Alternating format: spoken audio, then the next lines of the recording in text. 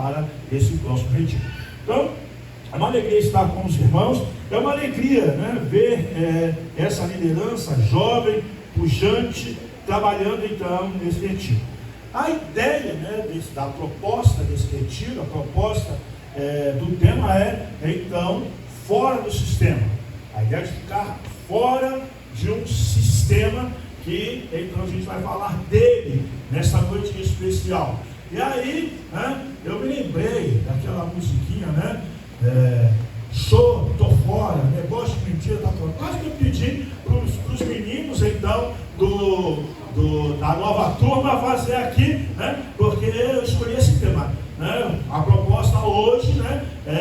Ou a pergunta é: eu estou fora do sistema? Então, a minha ideia eu coloquei como título: como cair fora do sistema. Então, lembrei da musiquinha, show, tô fora, né? Então, a gente tem que estar fora do sistema. E aí existe um texto, nós temos um texto que nós vamos usar. Deixa eu ver aqui se meu negócio aqui está funcionando. Vamos lá. Você colocou aí, Thaís? Vamos lá.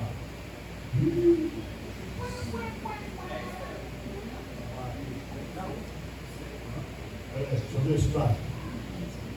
Não foi. Vai ser de manual. Fui eu ou você que passou? Oi? Sou eu.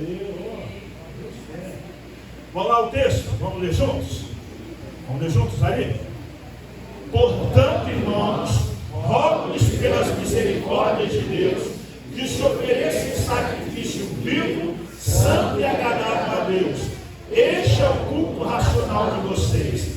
Não se amoldem ao padrão deste mundo, mas transformem-se pela renovação da sua mente, para que sejam capazes de experimentar e comprovar a boa, agradável e perfeita vontade de Deus. Esse é o texto de base para a nossa mensagem nesta noite. O texto básico é o versículo 2, né? Não nos conformeis a este mundo, mas não se amoldem ao padrão deste mundo, mas transformem-se pela renovação da sua mente, para que experimenteis, ou seja, a boa, perfeita e agradável vontade de Deus. Então, como eu disse, a proposta do retiro é, então, trabalhar o tema fora do sistema. Então, o pressuposto é de que há um sistema que nós não podemos deixar nos dominar. Há um sistema que nós precisamos resistir às suas imposições. E esta ideia que os irmãos tiveram, ela é corroborada pelo que o versículo diz. A expressão não vos conformeis, ela é a área do grego, olha, suschematiz. E aí eu coloquei ali em vermelhinho, ali nessa composição, a palavra esquema. Então o mundo tem um esquema, o mundo tem um sistema, o mundo tem uma forma de organizar-se. E a palavra mundo, no grego geral, mundo físico, é a palavra cosmos. Mas a palavra que se encontra aí nesse texto, que é traduzida por mundo, é aion. E aion, ela fala então de um sistema, ela fala então de um século, ela fala de uma era, de uma época. Ou seja, você não deve ser moldado pelas ideias, pelos conceitos, por aquilo então que esta sociedade quer te impor. E a Bíblia então chama, e a palavra de Deus diz que essa sociedade é uma sociedade corrompida e perversa. Paulo está falando isso lá em Filipenses. Ele diz então que nós precisamos brilhar como astros no mundo, no meio de uma sociedade, no meio de um sistema, no meio de um esquema que ele é corrompido e perverso. Ele está então distorcido, ele está então distante dos propósitos, dos objetivos e dos princípios de Deus para as nossas vidas. E esse sistema ele tem algumas características. Primeira coisa que a gente pode falar sobre esse sistema é que esse sistema ele é antagônico aos princípios divinos. A Bíblia chama de sistema do mundo, ele é o sistema do aion, ele é o sistema do aion. E aí a gente precisa esclarecer que o mundo em si, o mundo físico, o cosmos, é bom. Aliás, a Bíblia diz lá em Gênesis capítulo 1 que todos os dias Deus usou então 6 6 períodos para criar o mundo. E quando ele terminava cada elemento da criação, ele terminava cada dia, o que Deus dizia? Eis que isto ficou bom.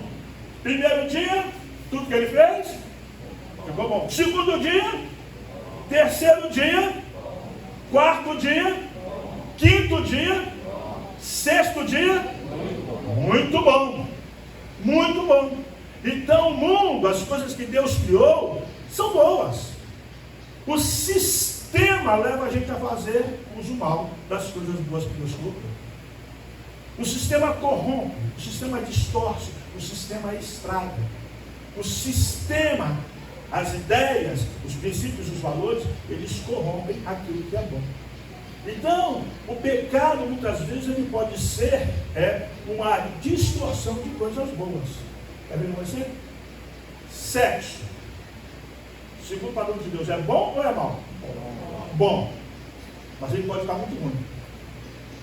De acordo com que o sistema, as ideias do mundo tem.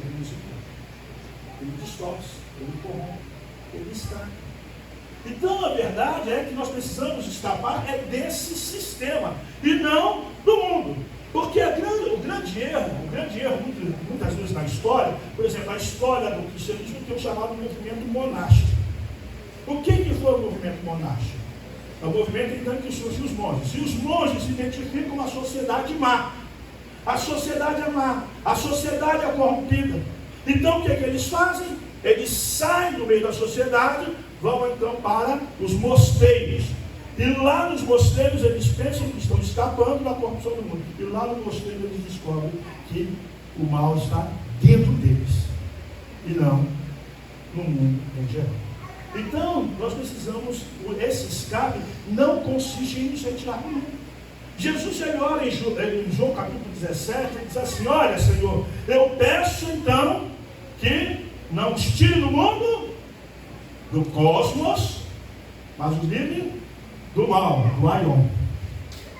Eu não peço que os tire do mundo, do cosmos, da sociedade, da estrutura física do mundo, mas os livre daquilo que é mal, daquilo que é o sistema, daquilo que é o aion. Então, meus queridos, esse mundo, ele tem essa característica, ele tem o dragão dos nossos princípios divinos. Esse mundo, o sistema do mundo, ele estabelece a troca de valores.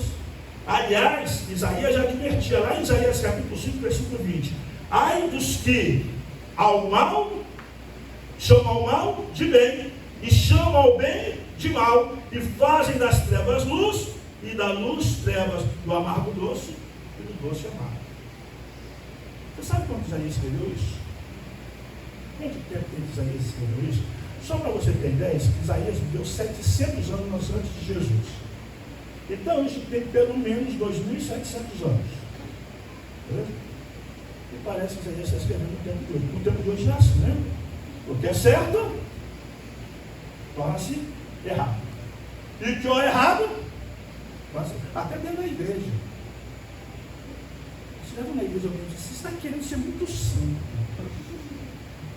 Você acha que você é santo? Eu acho. Aliás, eu acho não, tenho certeza. Até os crentes de Corinto eram santos. Quando Paulo escreve para a igreja de Corinto, tem que dizer assim: aos santos que estão em Corinto. Então, santo tem dois aspectos. A santidade, em primeiro lugar, é uma questão posicional. Ou seja, a partir do momento que eu sou colocado, eu sou chamado por Deus e sou colocado junto dele, eu sou santo, eu sou separado para ele. Agora, santidade, a Bíblia diz que santo precisa se santificar. E aí o aspecto moral, é a separação agora do pecado. Então você é santo. Você já ouviu falar do São Perseu? Pega aqui. O São Perseu. Aliás, aqui tem tem vários santos Daniel, né? Tem o São Daniel lá, São Daniel aqui. E é interessante, você sabe que o São Daniel aqui nasceu no mesmo dia, né? Só em anos diferentes, né? Os dois fazem aniversário 28 de setembro. Tá? Olha, minha tia, Santa Valdete. Ah, Santa Valdete, ela é santa. A Bíblia diz que você é santo. Então, se alguém disser assim: você está querendo ser santo? Eu estou. Aliás, estou não, já sou. Se você é de Jesus, você é santo. Amém? Amém. Você é de Jesus?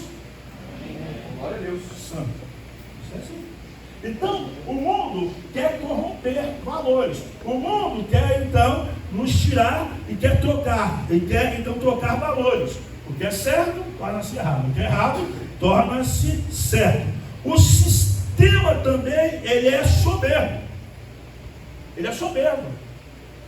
Quem está no sistema se acha melhor que os outros. Se acha melhor que os outros.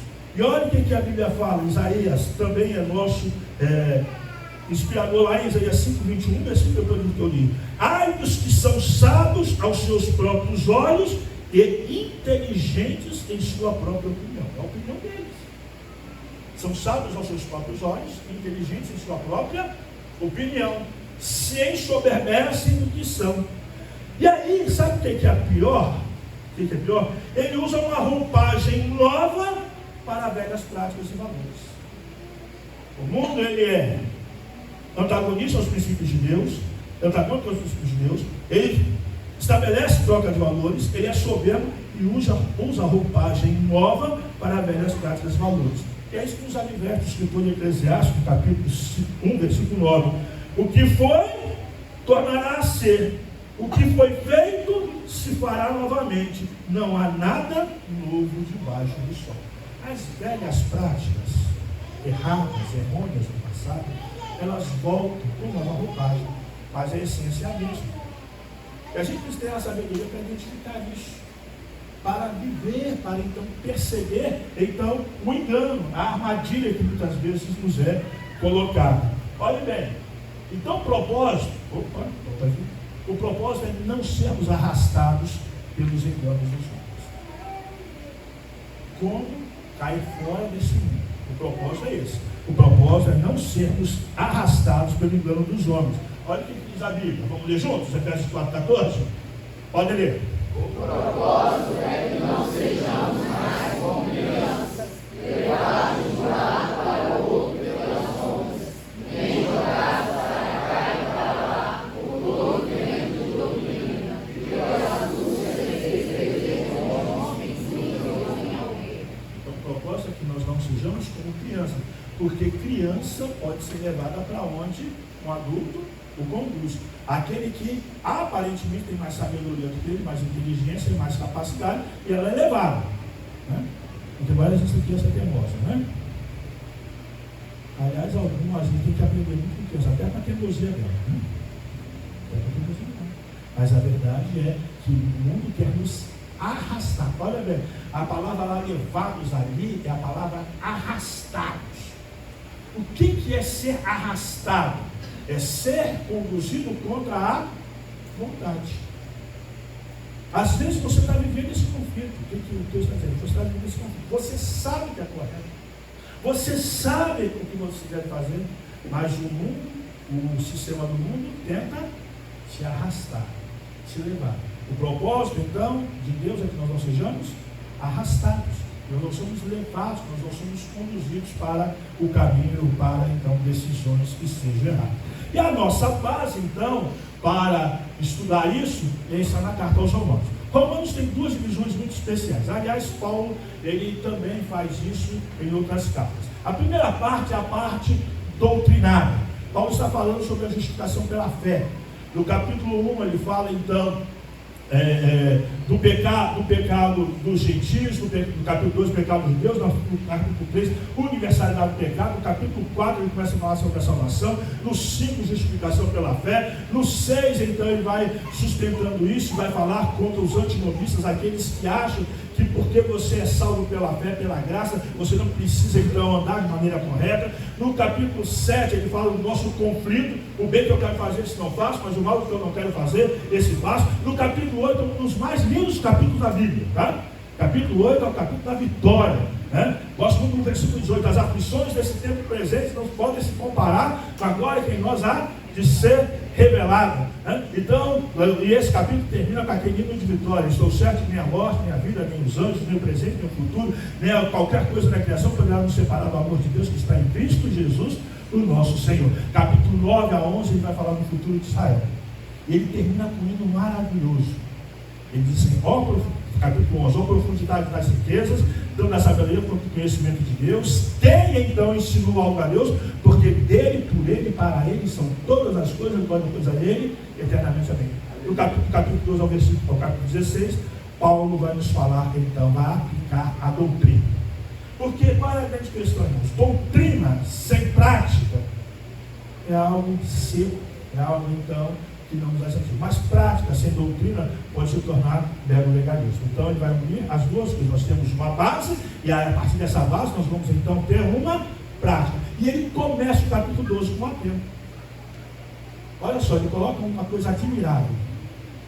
Dele, por ele, para ele são todas as coisas. Deus é tremendo. Deus tem toda a sabedoria do mundo. Então agora eu vou rogar a vocês uma coisa, meus irmãos. Eu rogo pela compaixão, pela misericórdia de Deus, que apresenteis os vossos corpos como sacrifício vivo, santo e agradável a Deus. Esse é o culto racional de vocês. E não tomeis a forma deste mundo, não vos conformeis a este mundo, mas transformai-vos pela renovação do vosso entendimento. Vocês vão experimentar três coisas: a boa, a agradável e perfeita vontade de Deus. Então, olha bem, há uma dicotomia preocupante. A dicotomia de estar dentro e dominado pelo sistema, ou estar fora e lutando contra ele. Nós vivemos nesse mundo, mas nós não somos do mundo. Nós vivemos, então, muitas vezes, mergulhados no sistema, mas precisamos ser como óleo no meio da água. Óleo e água não se misturam. Tem água e óleo, mas eles não se misturam. Você já ouviu falar de dois rios aqui no Brasil? O Rio Negro e o Rio Solimões? Percebe aqui lá perto, né? Chegou a ver. Eles não se misturam. As águas, elas caminham juntas e não se misturam lá na fossa. Essa é uma lição preciosa para a gente. A gente precisa estar no mundo, mas não ser do mundo. Precisa viver no contexto do sistema, mas não fazer parte do sistema. Então eu quero dar uma esperança para você. É que cada homem é chamado a provar se está dentro ou fora do sistema do mundo. E aí nós temos alguns parâmetros para então definir isso. E o primeiro parâmetro que o texto nos dá é o parâmetro da entrega do corpo. A pergunta é: para onde você tem levado o seu corpo? Para onde tem ido o seu corpo? A quem ou a quem você tem entregue o seu corpo? Vamos ler mais uma vez o texto? Vamos juntos? Aliás, vocês vão juntos? Portanto, irmãos, rogues pela misericórdia de Deus, que se ofereçam um sacrifício vivo, santo e agradável a Deus. Este é o culto racional de vocês. Olha bem, Paulo está fazendo um apelo veemente. Eu rogo, eu clamo, eu peço com muita seriedade, eu falo com muita intensidade, pelas misericórdias de Deus, que vocês ofereçam os seus corpos, o que vocês se ofereçam em sacrifício vivo, santo e agradável a Deus. Esse é o culto racional de vocês. Então ele veementemente Paulo roga para que o nosso corpo seja entregue em sacrifício, em culto a Deus. Por quê?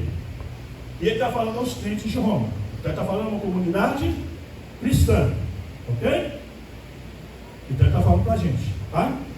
Está falando para você, tá?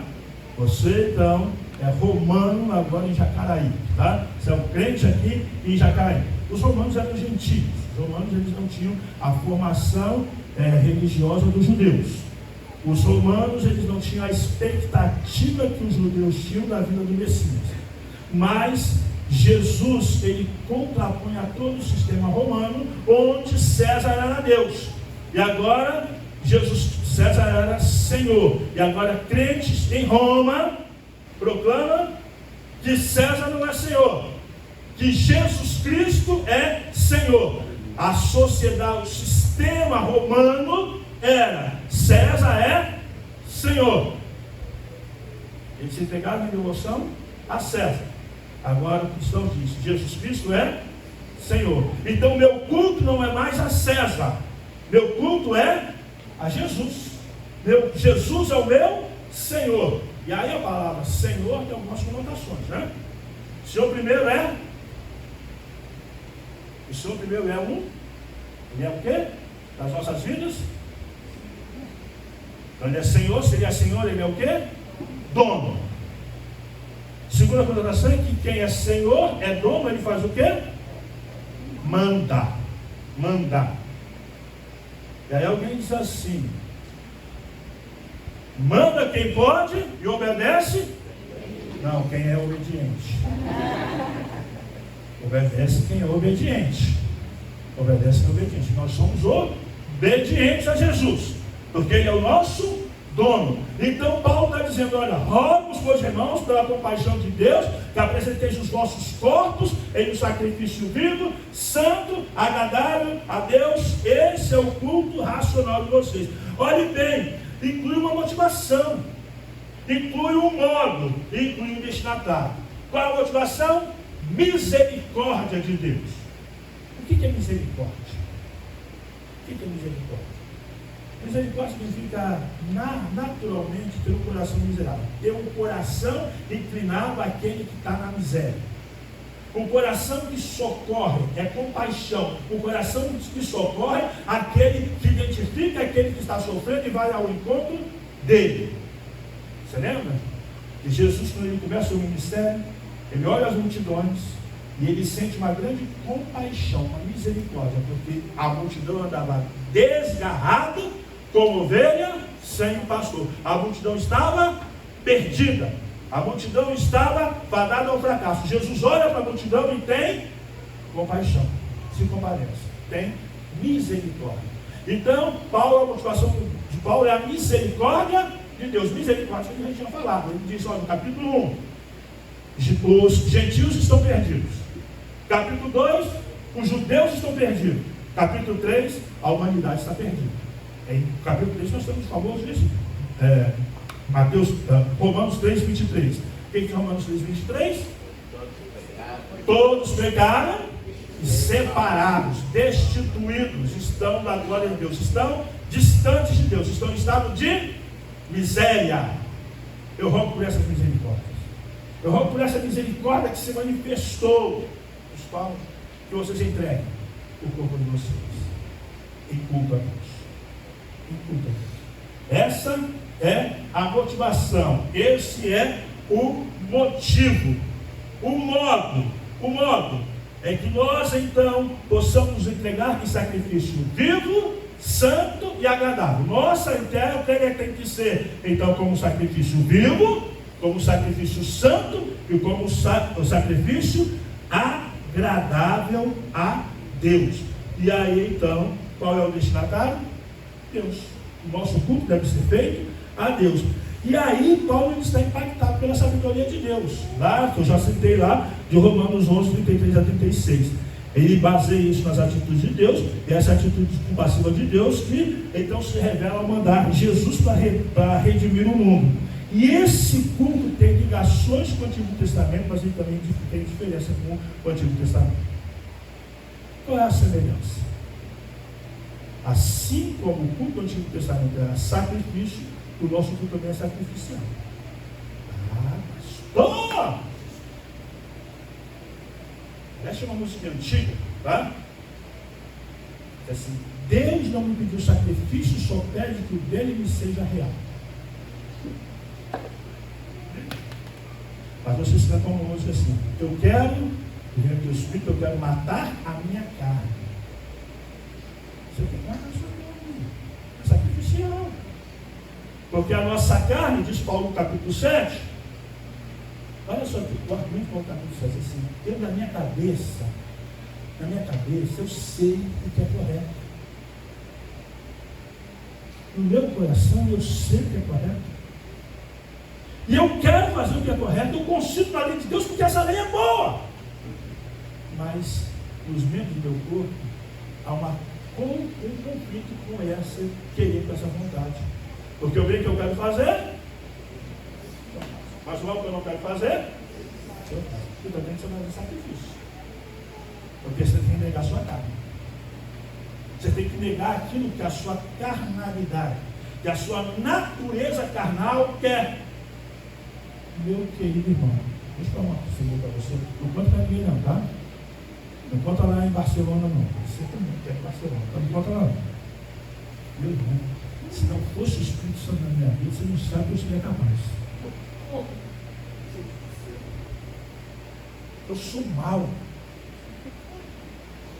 Eu sou ruim. Mas Paulo diz assim: pela graça de Deus, eu sou o que sou, e a graça que veio para comigo não foi então não foi o mesmo. Ele me guia a vencer as minhas vontades. Eu tenho desejo de vingança. Se uma pessoa faz, se uma pessoa faz mal para mim, me dá uma vontade. Você lembra? Desenho animado, o camarada tocha o pescoço do outro assim, e ele faz assim, dá vontade de fazer isso. Mas o Espírito Santo não deixa. O Espírito Santo não deixa. Por quê? Porque eu já entreguei a minha vida a Jesus. Eu já entreguei o meu corpo em sacrifício vivo a Jesus. Então a semelhança é um sacrifício. Segunda semelhança é que o sacrifício, meu querido, todas as vezes que alguém entregava um animal para ser sacrificado lá no altar, lá no Velho Testamento, não tinha volta. Entregou, está entregue. Não podia. O holocausto, por exemplo, era completamente queimado. E o holocausto era feito lá na entrada do santuário. Na entrada, então, do tabernáculo. Depois Salomão fez um altar do holocausto lá na entrada do santuário. Marcando. Se você lá entregasse aquele boizinho, bonitinho, novinho, novilho, sem defeito, bonito, você entregou. Se você fosse lá buscar de volta, nem cinza tinha mais, porque a cinza era levada pelo sacerdote, colocada então lá no bode emissário e jogava lá, então, no meio do campo. Sacrifício é sem volta. Entrega em sacrifício é uma entrega sem volta. Então essas duas semelhanças. Só que o texto diz que nosso sacrifício agora é vivo ou morto? Vivo. Então eu entrego e saio vivo, mas é sem volta. Esse negócio de crente, aliás, Tânia Ruber, cadê a Tânia Ruber? Tânia Ruber, Tia Valdete, né? Conheço essa gente que é crente há quase um século. Né? Quase um século. Eles conhecem uma musiquinha assim que dizia que o crente tropeça aqui, oi, cai a colar, mas de novo levanta e começa a cantar. Quem conhece essa musiquinha? Né? Como é bom, você entende mais bom. Tropeça aqui, oi, cai a colar. Isso é uma heresia terrível. Oi? Deu um sorriso, né? Deu um sorriso só, um sorriso aberto, um sorriso sério, cheio de amor. Quem tem Jesus gosta de cantar sorrindo mesmo quando não dá. Tropeça aqui, oi. João Maria, isso é terrível. Crente tem entrega de vida e tem que ser constante. Tem crente que é igual a barquinho, né? Diz lá Tiago, né? É levado pelas ondas. Vai para lá, vai para cá.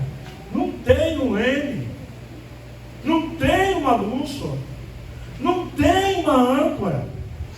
Eu não ver assim. A entrega ela é definitiva. Você entregou definitivamente a Jesus? Então o seu culto é só a Jesus. O meu culto é o culto então em que eu estou vivo, eu morri para o mundo, mas eu ressuscitei para viver uma nova vida. Então a entrega é uma entrega sem volta, ou seja, eu não pertenço mais a mim, eu não adoro a ninguém que não seja um Deus verdadeiro. Paulo diz isso lá em Gálatas 2:20, ele diz, eu já estou crucificado, ou seja, eu já morri, mas eu continuo vivo, porque agora eu vivo não mais eu, mas Cristo vive em mim. E a vida que agora vivo na carne, viva na fé do Filho de Deus, o qual me amou e se entregou a si mesmo para mim. Então, Esse parâmetro, para que a gente possa vencer o mundo, para que a gente possa dizer, cair fora do mundo, a gente precisa, então, entregar o nosso corpo, entregar a nossa vida. E olha, esse culto é qualificado. Olha bem, como é que é esse culto? O sacrifício é vivo, o sacrifício é santo. Opa, volta aqui. O sacrifício é vivo, o sacrifício é santo, porque ele é isento de impureza. Ou seja, é interessante isso, porque no Antigo Testamento, o culto no Antigo Testamento cheirava a carne queimada. O sacerdote entrava no santuário para queimar a oferta. Mas para queimar a oferta, ele tirava a roupa que ele estava usando, lavava, tomava banho, pegava a roupa limpa, entrava lá, queimava a oferta. Aí ele ia tirar a cinza. Sabe o que ele fazia? Voltava, tomava banho de novo, vestia uma outra roupa e ia tirar a cinza. Porque o culto é santo. Porque o culto não pode ter impureza. O culto não pode ser um culto, então, cheio de hipocrisia. Quando a gente cultua, a gente precisa, na verdade, ter essa atitude. Por isso que Jesus vai dizer que se você for entregar a oferta no altar, e você se lembrar que você tem que propor com o outro, né? Você tem uma coisa não resolvida com o outro, olha só o que Deus diz. É diferente da teologia da prosperidade. Às vezes não entrega a oferta e você vai ser abençoado. Aí assim, deixa a oferta, vai lá, reconcilia com o seu irmão e depois entrega a oferta. Porque Deus não aceita esse tipo de oferta, em que a vida não está correta diante dele. Mas na teologia da prosperidade, a igreja aceita o dinheiro e diz assim, vai ser abençoado. Não precisa, não tem arrependimento, não tem confissão de pecado, não tem ministração de perdão. O culto cristão não é isso. Esse culto não é cristão. O culto cristão tem que ter, então, arrependimento, confissão de pecados. Tem que ter, então, transformação. O culto é santo. E se o culto é santo, ele é agradável a Deus. Ele faz Deus sorrir. Ele traz satisfação no coração de Deus. Então não adianta ficar levantando a mão, gritando, e aí, se a minha vida não está correta diante de Deus. A entrega tem que ser uma entrega total. Porque se eu não tiver esse tipo de entrega, o mundo me corrompe. O mundo me corrompe, o mundo me pesca, o mundo me atrai, o mundo me pega de volta, o mundo me toma para ele. Então, meu querido e minha querida, quando Davi confessou o seu pecado, lá no Salmo 51, versículo 16 e 17, ele diz o seguinte: Senhor, o Senhor não te deleitas, o Senhor não se agrada em sacrifícios e nem te agradas em holocaustos, senão eu os daria. Os sacrifícios que agradam a Deus são um espírito quebrantado, e um coração quebrantado e contrito a Deus não desprezarás. Salmo 51, versículos 16 e 17. Mas o mundo, ele nos coage para que entreguemos o nosso corpo ao prazer irresponsável. Quando Paulo está falando no capítulo 1 da corrupção dos gentios, então ele está falando que esses gentios, que eram os romanos, eles estavam entregues aos prazeres carnais. E isso é característico, irmãos, do sistema do mundo. Vamos nessa? Romanos 1, versículos 21 e 22 a 24. Podem ler. Os sábios tornaram-se loucos e trocaram a glória do Deus imortal por imagens feitas segundo a semelhança do homem mortal, bem como pássaros, quadrúpedes e répteis. Por isso Deus entregou a impureza sexual, segundo os desejos pecaminosos dos seus corações, para a degradação dos seus corpos entre si. Hoje, irmãos, nós temos um ramo da teologia, da eclesiologia, que tem se insurgido contra os sermões de cunho moral. Ele não pode falar de moralidade da igreja, só pode falar da graça. E essa graça, ela é barata, no sentido então, da minha vivência, mas ela cobra um preço terrível nas igrejas. O que Paulo está dizendo é que aqueles homens rebeldes Deus os entregou. Deus os entregou, Deus os deixou fazer aquilo que eles queriam. Só que todo ato tem consequência. Todo ato tem consequência. E aí, olha bem o que acontece. A consequência é o quê? A degradação dos seus